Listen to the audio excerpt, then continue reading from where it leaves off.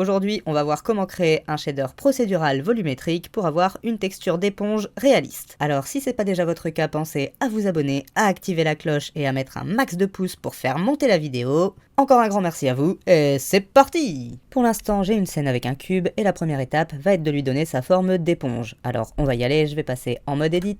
Je vais faire un SZ pour l'écraser, un SY pour l'étirer. Je vais la réétirer encore un peu sur X, SX. Je vais ajouter une loop cut au milieu avec CTRL R.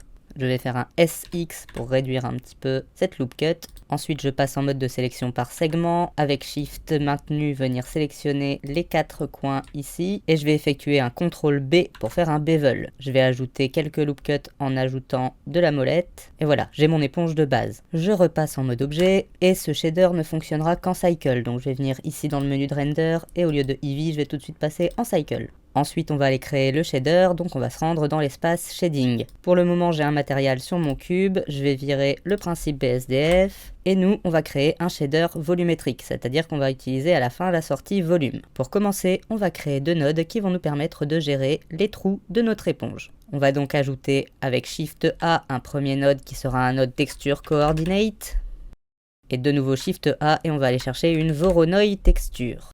Et je vais connecter la sortie objet du texture coordinate à l'entrée vecteur de la Voronoi texture. Alors je vais la connecter sur surface pour que vous constatiez ce que ça fait. Donc c'est un algorithme qui divise l'espace en cellules. Ici c'est le cœur de l'éponge. Ça va nous créer un gradient circulaire qui servira à creuser les trous. Si je le connecte maintenant sur volume, on peut voir que cette fois ça a rempli tout l'espace de l'objet et qu'on a une espèce de nuage. Avec la scale, on va pouvoir régler la taille des points et donc des trous. Et pour donner un aspect plus organique et régulier, un peu comme des pores, on va pouvoir jouer également un peu sur la roughness. Je vais la monter à 0.8 et je vais pour le moment placer la taille à 10.5. Maintenant, on va venir créer des filtres, notamment pour la netteté de nos trous et la densité de remplissage. Pour ça, on va ajouter un premier node mat. On va passer ce node en greater than et on va venir le glisser entre la Voronoi et la sortie. Alors pour le moment, je vais le mettre à 0.45. Maintenant, on va dupliquer ce node, Shift D en l'ayant sélectionné, et au lieu de greater than, on va le passer en multiply.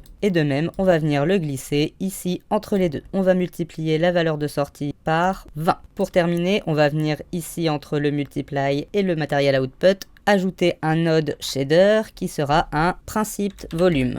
Je vais venir connecter la sortie value du multiply à la densité de mon principe volume et je vais sortir le volume ici. Avec ce node, on va pouvoir notamment gérer la couleur de notre éponge. Donc, je vais venir sur du jaune. J'ai ajouté un peu de lumière dans la scène et comme on peut le voir, on a une jolie éponge très réaliste.